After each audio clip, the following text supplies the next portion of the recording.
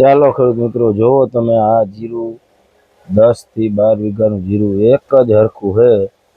હવે તમે જોવો આ જીરામાં 6 થી 7 છંટકાવ દવાના કરેલા છે.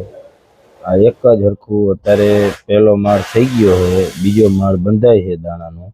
તમે જોવો, અને બાજુમાં 5 વીઘાનું એના ભાઈને જીરું હતું, પાણી ના પાડી હતી તો પાયું ઉભા રહ્યો. તમને બતાવું, આ જોવો, આમાં આગતરો પાછતરો સુકારો અને કાળિયો આ બધું આવી ગયું. જોવો તમે, આ 3 થી 4 દિવસ પહેલા આ જીરામાં કાંઈ નહોતું. આ 3-4 દિવસમાં નુકસાન જોવો તમે. આ જોવો, હુકાઈ ગયો આખું, કાળિયો અને હુકારો બે છે. તો આ જીરું સારું જ હતું. દાણાય ભરાઈ ગયા અમુક અમુક. જોવો તમે, દાણા ચડી ગયા છે, અમુક આ દાણા રહી ગયા છે.